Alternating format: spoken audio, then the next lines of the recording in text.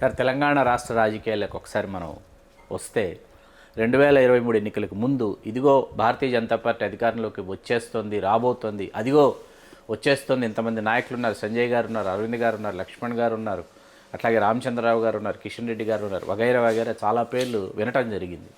ఒక్కసారిగా సమీకరణలు మారిపోయి కాంగ్రెస్ పార్టీ అధికారంలోకి రావడాన్ని మీరు ఏ విధంగా విశ్లేషిస్తారు?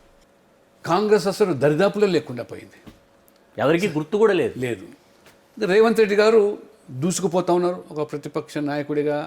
మరి ఏ రకంగా ఆ రోజు బండి సంజయ్ గారు పార్టీ అధ్యక్షునిగా ప్రభుత్వం మీద విరుచుకుపడుతున్నప్పటికీ చివరి నిమిషంలో మరి ఎందుకో ప్రజలు మరి టీఆర్ఎస్ ఓడించేటువంటిది ఆ విధానం మరి ఎందుకో అందులో కొన్ని విషయాలు కాంగ్రెస్ చేసిన తప్పు ప్రచారాలు, బీఆర్ఎస్ బీజేపీ వేరు కాదు, ఒక గూటి పక్షులు అని చెప్పి ప్రచారం చేయడం, వాళ్ళు గ్యారంటీలు హామీలు ప్రజలను ఎందుకో వాస్తవంగా కాంగ్రెస్ గెలిచింది కాదు, కాంగ్రెస్ లాభపడింది అంటాను నేను.